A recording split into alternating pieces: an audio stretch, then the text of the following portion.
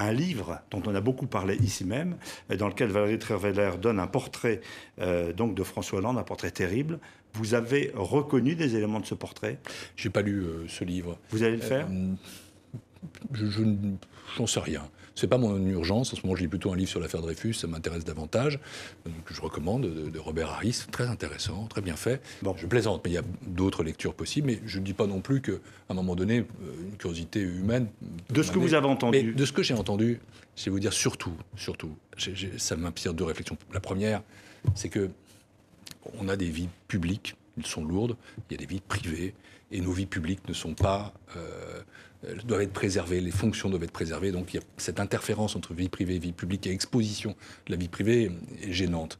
Et puis la deuxième chose, c'est que d'après ce que j'ai entendu, non, je ne reconnais pas le François Hollande que je connais.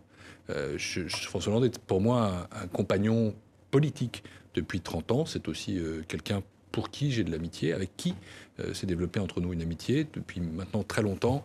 Et je ne l'ai par exemple jamais entendu prononcer des paroles désobligeantes sur les pauvres. Au contraire, le sens d'un engagement politique socialiste, c'est d'agir pour l'égalité, c'est d'agir pour le sort des plus modestes.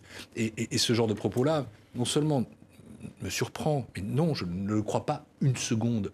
Et il faut absolument respecter la personne, bien sûr, mais aussi l'institution, celle du président de la République.